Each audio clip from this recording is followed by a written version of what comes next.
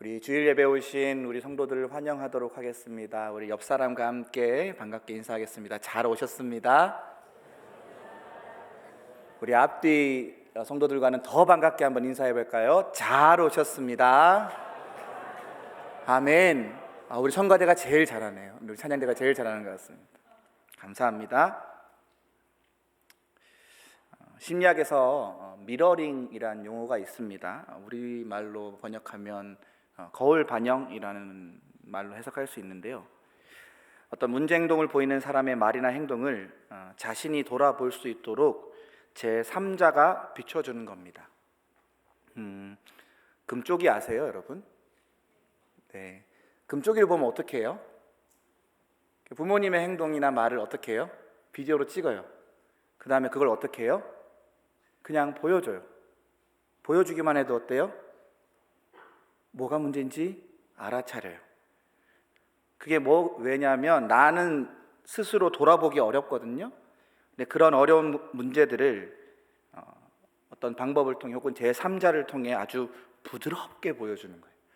아주 부드럽게 보여줘서 스스로 자기 문제를 인식하게 하는 굉장히 중요한 요법 중에 하나입니다.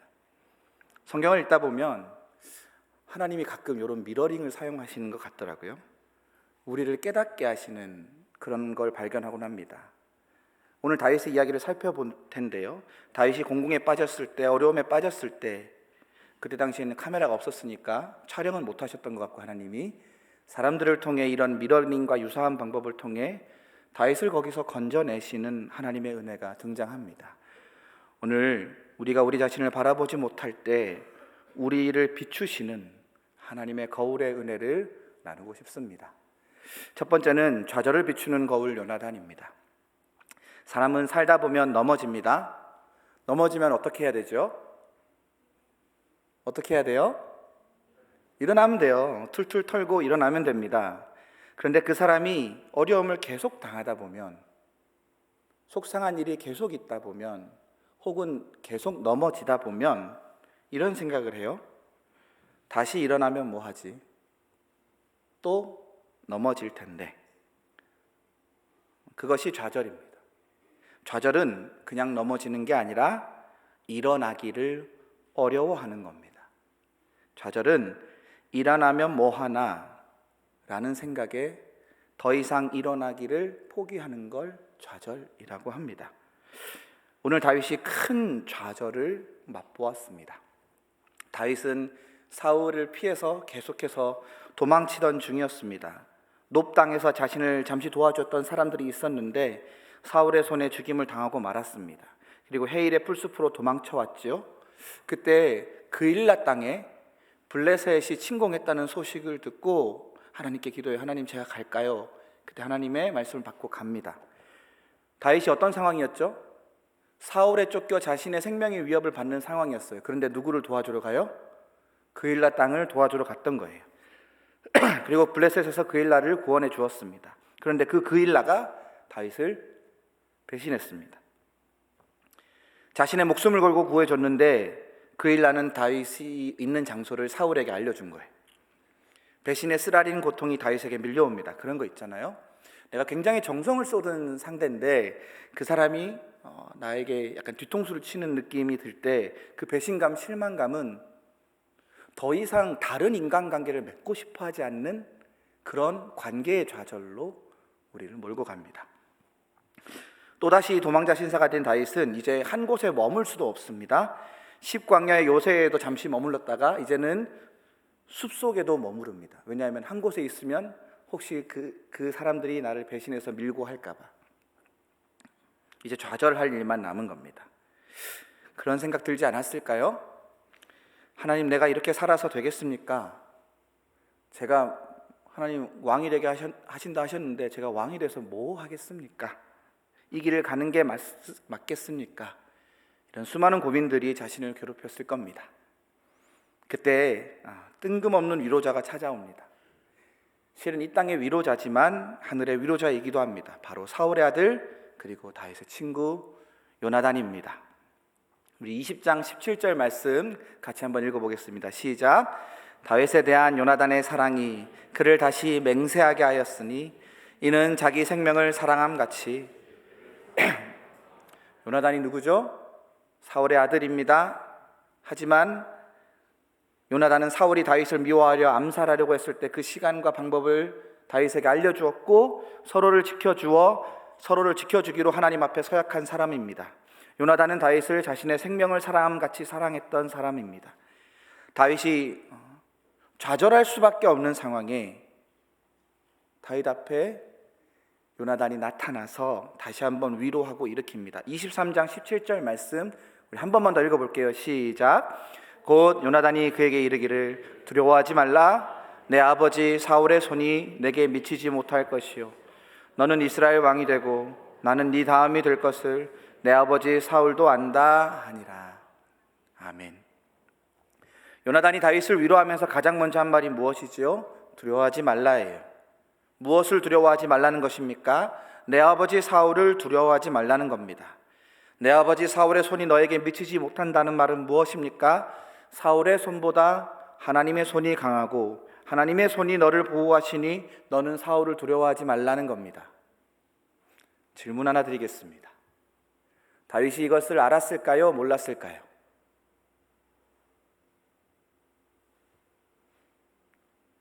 하나님의 손이 사울의 손보다 강하다는 것을 다윗은 알았을까요? 몰랐을까요? 우리 찬양대가 왜 이렇게 대답을 잘하시죠? 알았어요.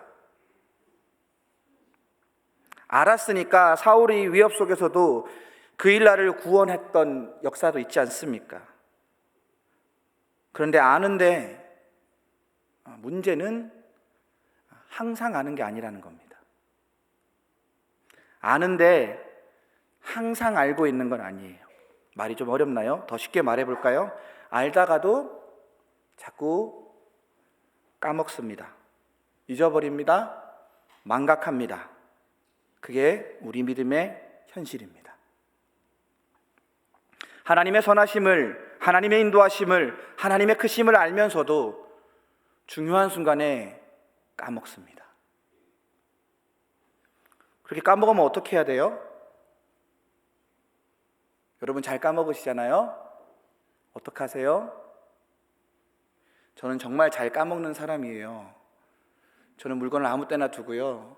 우산 같은 경우에는 제가 주로 가는 곳곳에 2개씩 다 배치해 놓습니다. 제가 한번 말씀드렸죠?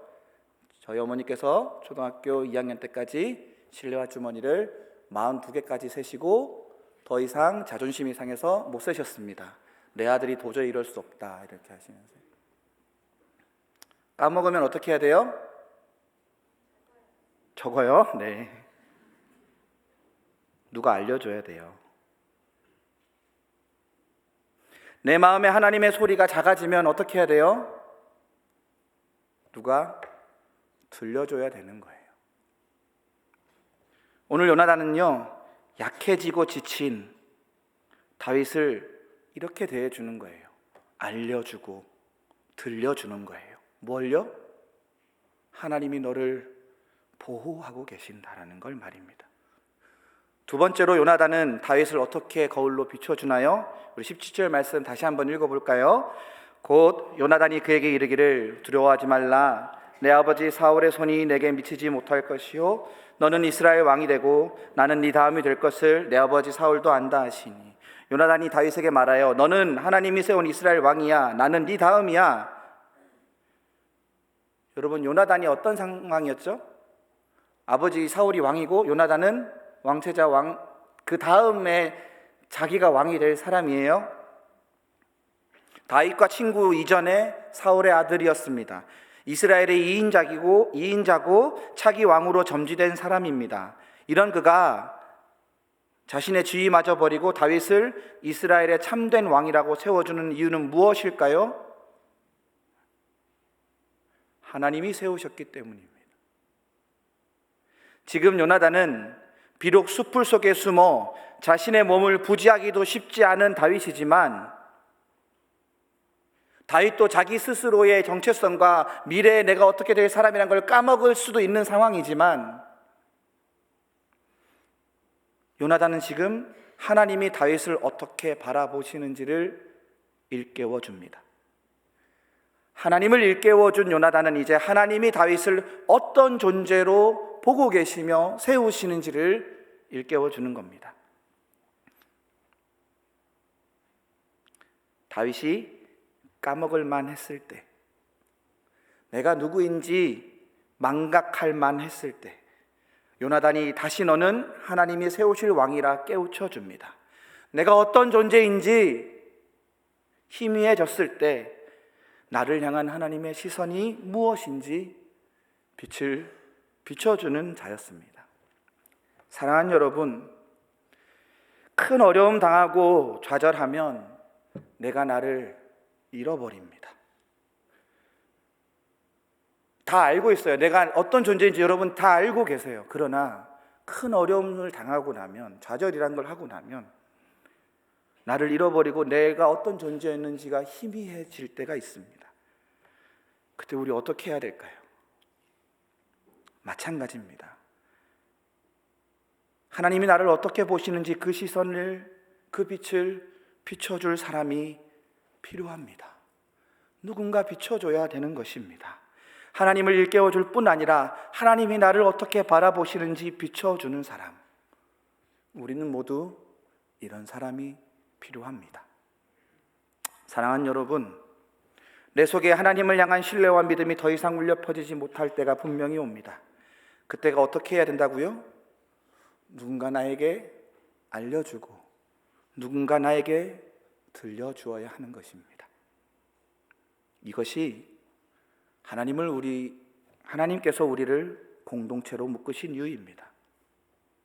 내가 좌절하고 내가 이미 알고 있는 하나님이지만 하나님을 까먹을 때, 하나님이 나를 어떻게 바라보시는지를 잊어버릴 때 그것을 알려주고 들려주는 사람, 하나님을 다시 확인시켜주는 사람, 서로가 서로에게 그렇게 하나님을 일깨워주는 사람, 이것이 바로 교회 공동체입니다. 두 번째 거울은 분노를 비추는 거울 아비가일입니다. 마온이라는 지역에 이 지역의 부자 유지였던 나발이라는 사람이 있었어요. 이 부인이 아비가일입니다. 먼저 나발 이야기를 좀 할게요.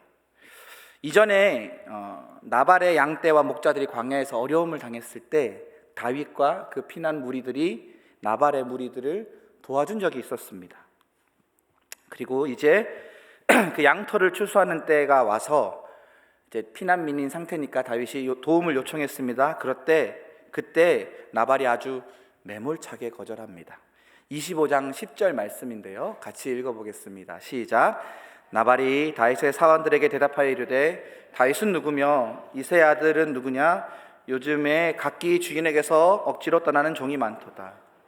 이게 한국어 표현으로는 약간 뉘앙스가 덜 사는데요, 여기서 10절에 다윗의 사환들이라고 번역된 에브디 디빗은 약간 우리가 언어 유희를 생각하시면 돼요. 비슷한 발음인데요, 다윗의 할아버지가 누구죠? 오벳과 발음이 비슷합니다. 그리고 이새의 아들이 누구냐 하면서 지금 누구의 이름을 들먹이죠? 자기 아버지의 이름을 들먹입니다. 그리고 종들이 주인을 떠난다라는 뜻의 페레츠라는 동사는 다윗의 조상 중에 누가 있었죠? 베레스라는 사람이 있습니다. 그러니까 지금 나발은 10절의 말 중에 다윗을 조롱할 뿐 아니라 다윗의 조상들의 이름을 살짝 이렇게 언어 유희를 해가면서 조롱하는 겁니다. 나발이 어떻게 이렇게 조롱할 수 있었을까요? 그는 지역의 유지였습니다. 큰 부자이기도 했습니다. 이 말은 이 나발이라는 사람은 상황 판단과 정세 파악에 능한 사람이었다는 거예요.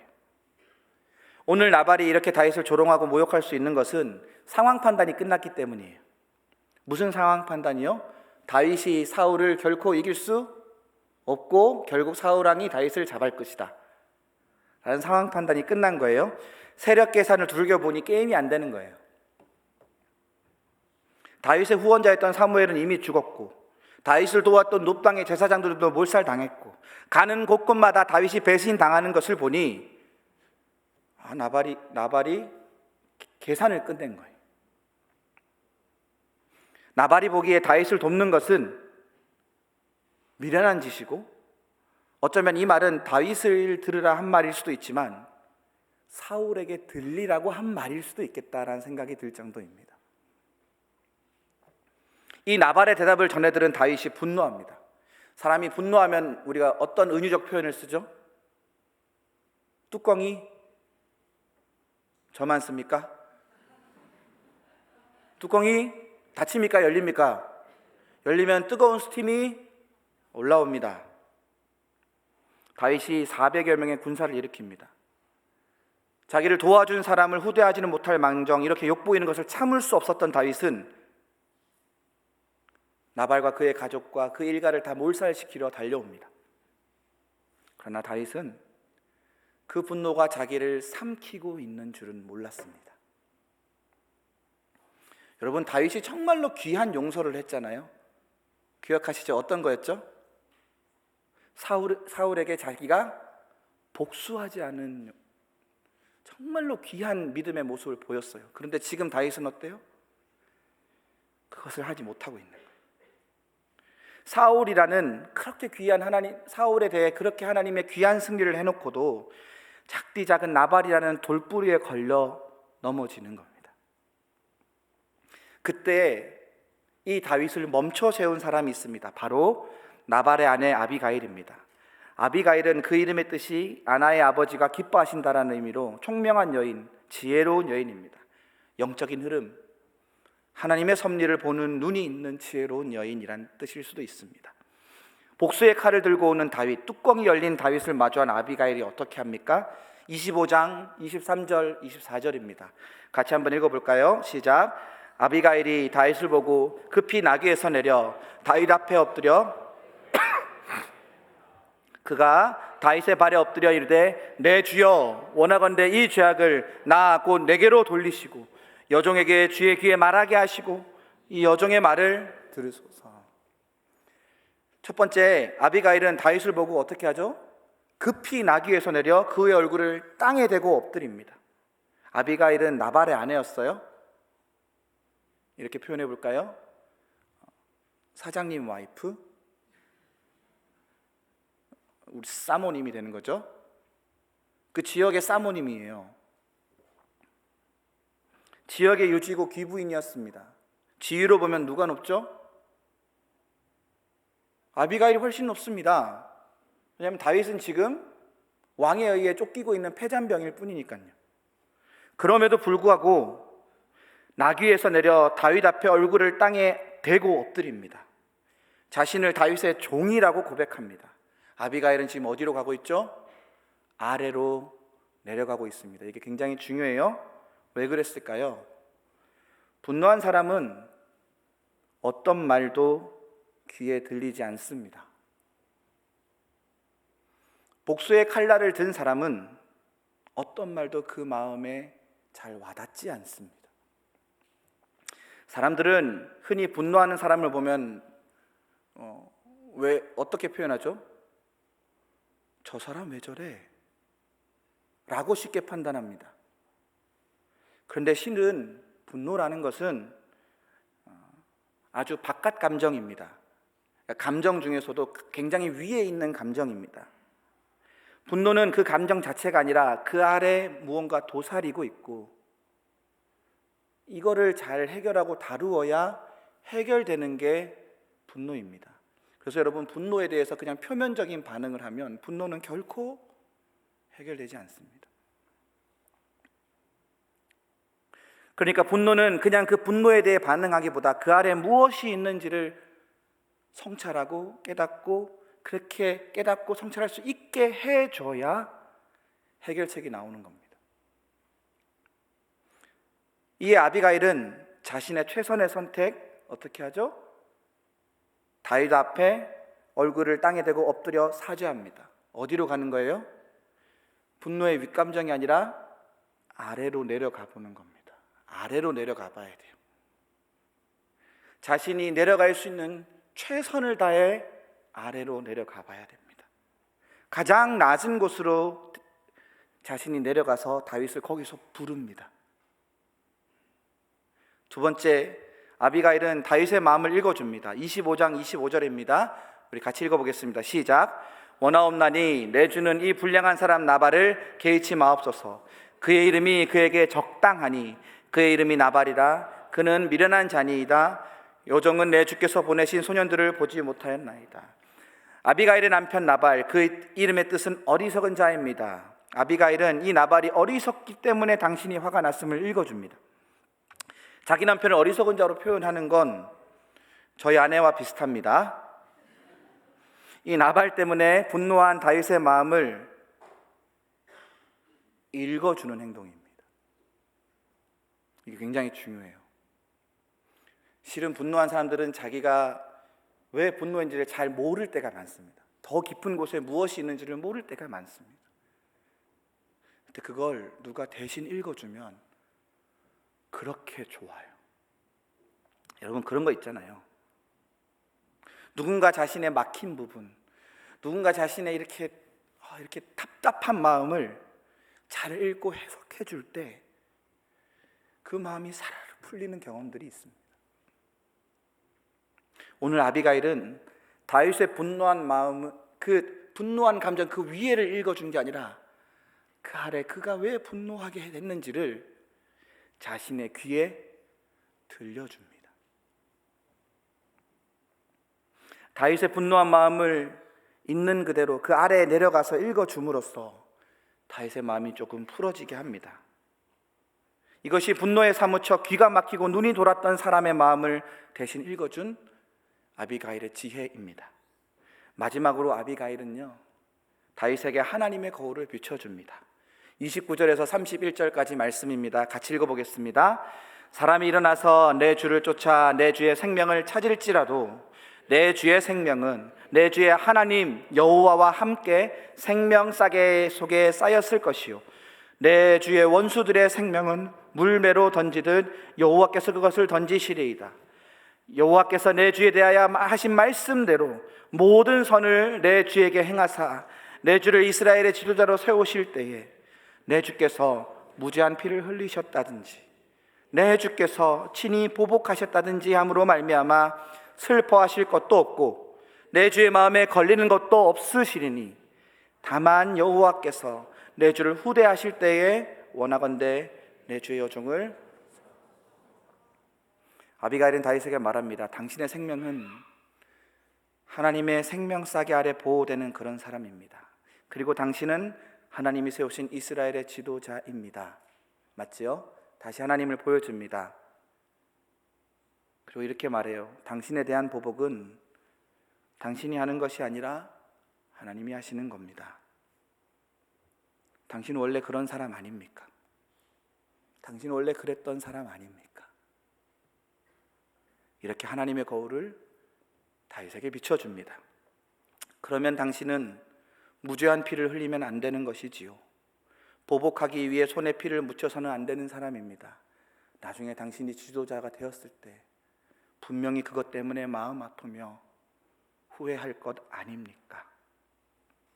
아비가일은 하나님이라는 거울에 다윗을 비춰줍니다. 분노의 감정에 휩싸여 오직 보복만을 생각하고 들끓고 있는 다윗의 아래로 내려가서 그의 마음을 읽어주고 당신은 원래 어떤 사람인지 하나님의 거울에 비춰줍니다. 너는 어떤 존재인지 하나님의 거울로 비춰 다윗이 다시 생각하게 하는 겁니다. 그리고 이게 통했습니다. 다윗이 말했습니다. 33절 말씀입니다. 같이 읽겠습니다. 또 내 지혜를 칭찬할지며 또 내게 복이 있을지로다. 오늘 내가 피를 흘릴 것과 친히 복수하는 것을 내가 막았느니 내가 피를 흘릴 것과 내 손으로 복수하는 것을 네가 막아주었구나. 고맙다. 하나님의 거울을 비춰주는 아비가일 덕분에 다윗은 사울 때처럼 자신의 손으로 복수하지 않을 수 있었습니다. 사랑하는 여러분, 때로는 내가 혹은 내 사랑하는 이가 분노에 휩싸일 때가 있죠. 우리 자녀들과 많이 그러시죠. 들립니까? 그때 날선 소리를 한다고 해서 들립니까? 안 들립니다.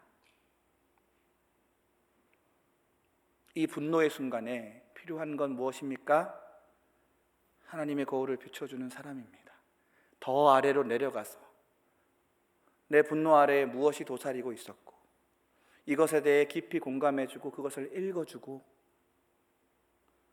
또다시 하나님이 당신을 어떻게 바라보시는지를 비춰주는 거울을 든 사람입니다. 분노가 나를 망치려 할 때, 복수심이 나의 인생을 어둠의 구렁텅이로 빠뜨리려 할 때, 내가 누구인지 망각하고 분노가 이끄는 대로 내 삶을 내던지려 할 때 우리에게 필요한 건 하나님의 거울과 그 하나님의 거울을 든 사람입니다. 하나님의 거울에 비추어 나의 분노를 다스릴 줄 아는 저와 여러분 되길 소망합니다. 또한 아비가일 같이 하나님의 거울을 비춰줄 수 있는 지혜로운 자 되길 소망합니다. 마지막으로 짧은 이야기 하나 나누고 설교 마치겠습니다. 우리를 비추는 하나님의 거울입니다. 혹시 밀양이라는 영화 아시나요? 이창동 감독의 송강호 씨와 전도연 씨가 주연을 맡았던 2007년 영화입니다. 짧게 영화의 줄거리는 이렇습니다. 전도연이 연기한 이신혜라는 역할의 엄마가 있는데 아이가 납치돼서 밀양이라는 동네에 내려왔는데 아이가 납치돼서 살해됩니다. 이것 때문에 신혜는 굉장히 힘들어하다가 교회에 다니게 됐는데요. 그리고 이 범인을 용서하기 위해 용기를 내서 교회 식구들과 함께 교도소 면회를 갔는데 거기서 범인이 뭐라고 말하냐면 나는 하나님께 이미 용서받았다 말하는 거예요. 너무 평안한 얼굴로 있는 거예요. 이때부터 신혜가 돌기 시작합니다. 분노가 자기를 삼키기 시작합니다. 자신에게 용서를 제안했던 교회를 찾아가 방해하고 교회 사람들을 성적으로 유혹하기도 합니다. 그들의 인생을 망가뜨리고 싶은 겁니다. 그리고 자신의 인생도 망가지고 있었습니다. 이때 끝까지 신의 옆을 떠나지 않고 함께 있고 지켜주는 사람이 바로 송강호 역할의 종찬입니다. 영화의 막바지입니다. 신혜는 정신병원에 입원했다가 퇴원을 하고 자기 인생을 좀 새롭게 출발하고 싶어서 머리를 자르려고 미용실에 갔습니다. 그 미용실에 하필 그 범인의 딸이 일하고 있었습니다. 머리를 자르다가 결국 끝까지 자르지 못하고 집으로 뛰쳐나옵니다. 이때 이제 거울을 보고 남은 머리를 자기가 자르려고 하는데 거울을 세워두고 남은 머리를 다 자르지 못한 머리를 자르려고 하는데 혼자 거울을 보고 머리 자르는 게 쉽지 않잖아요. 그때 종찬이 나타나 말합니다. 내가 들어줘도 되겠지? 경상도 사람입니다. 그렇게 거울을 들어 시내를 비춰주는 종찬, 그리고 그 집 마당의 한 구석을 태양빛이 반짝하고 비추며 영화는 끝이 납니다. 이 밀양이라는 말의 뜻이 무엇인 줄 아십니까? Secret Sunshine, 은밀하게 비추는 빛입니다. 사랑하는 여러분, 오늘 우리를 둘러싼 여러 문제들로, 어려움들로 우리가 구렁텅이로 빠질 때, 우리의 마음이 혼란스럽고 갈 바를 알지 못하고 우리의 존재를 잃어버리고 그럴 때 하나님의 거울이 필요합니다. 그런데 혼자 거울을 볼 수 있을 때도 있지만 혼자 거울을 보지 못할 때도 분명히 있습니다. 그때 누가 필요할까요? 하나님의 거울을 비춰줄 수 있는 사람이 필요합니다. 하나님의 거울을 비춰 진짜 너가 누구인지 돌아보게 해줄 수 있는 사람. 요나단과 아비가일처럼 지금의 내 모습을 하나님의 거울에 비춰 하나님이 정말로 너를 어떻게 바라보시는지를 다시 깨닫게 해줄 수 있는 사람. 좋은 믿음의 동료들 말입니다. 저는 우리 교회 공동체가 그랬으면 좋겠습니다.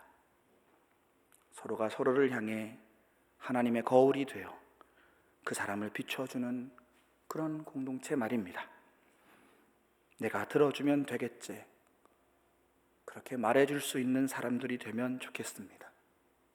너의 밀양이 되어 너의 시크릿 선샤인이 되어 하나님의 빛으로 비춰줄 수 있는 사람, 나를 그리고 너를 비추는 하나님의 거울을 들어줄 수 있는 사람, 우리 서로 그런 사람 됩시다.